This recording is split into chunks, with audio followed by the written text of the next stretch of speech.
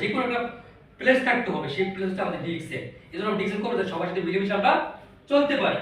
দেখেন একটা প্রধানমন্ত্রী বলেন যে কোনো দেশে অনেক কিন্তু সুনাম ব্যক্তি সারা ওয়ার্ল্ডে চিনে, ডিএক্সএন শুরু কিন্তু আমরা সবাই চিনতেছে। আসলে আমরা তো প্রধানমন্ত্রী হইতে পারবো না, বাট প্রধানমন্ত্রী কম না, তাই কিনা? আমি একটা ইস্যু শেয়ার করি। আমি যখন ডিএক্সএন শুরু করি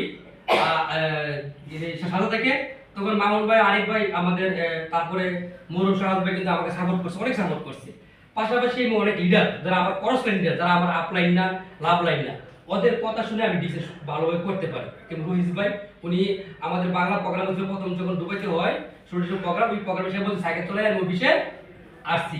তো আমি সাইকেল চলে বসে আসতাম, তো ওই জায়গায় একটা মোটিভেশন পাইছি, হ্যাঁ কিনা? তারপরে আমার দিলীপ ভাই, যিনি রোহিত ভাইয়ের লাভ লাইন, দিলীপ ভাই, তখন আমি ওনাকে প্রথম মনে হয় যে উনি যখন দিলীপ ভাই হিন্দি ভালো বলতো, আমি বলছি উনি বাঙালি মনে করতাম না, আমি বলছি মনে হয় সে নেপালি, পুরোপুরি ভাই বেরিয়েছে। পরে শুনলাম যে ওনার বাংলা আসছে, তো আমি আরো খুশি হয়ে গেছি যে সে আমাদের বাংলাদেশি। কারণ দেখেন একটা কবিতা শুনছিলাম, যেখানে বাঙালি সেখানে মিশি মধুর জাগরণ, একটা গল্প আছে না, একটা কবিতা আছে, তাই পুরোটা মনে নাই। তো আসলে আমাদের ভাষাটা জেনেই পাই সেখানে আমার কিন্তু ভালো লাগে। যখন শুনছি উনি বাংলাদেশি, আমার খুব ভালো লাগছে। যখন আমি মেম্বার, তো ওনার কথা শুনে আমি আসলে ইন্সপায়ার হই এবং আমি সিরিয়াস কাজ করি। তো আজকে উনি ব্যক্তিকে আমি ডাকার জন্য আগ্রহী, আমি স্টেজে আসছি নিজের থেকে ওনাকে স্টেজে ডাকার জন্য।